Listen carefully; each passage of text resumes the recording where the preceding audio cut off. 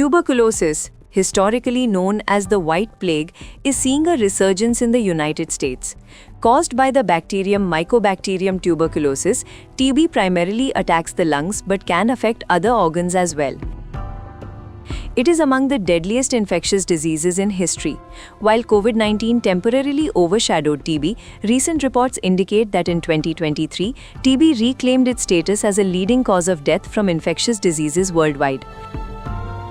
The global is local and the local is global, said Priya Shetty, Associate Professor at the University of California, San Francisco.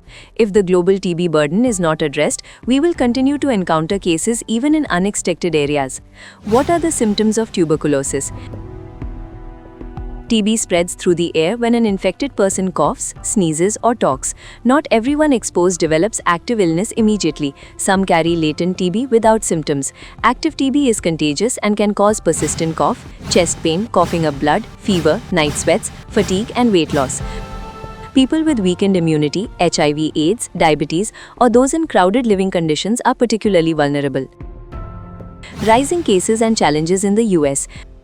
The United States recorded over 10,300 TB cases in 2024, an 8% increase from the previous year, the highest since 2011. Contributing factors include post-pandemic travel, migration, outbreaks in multiple states, and growing antibiotic resistance. Treatment lasts 6 to 9 months and completing the full course is essential to prevent drug-resistant strains. However, lengthy regimens often bring significant side effects, especially for those treating latent TB. Prevention and protection.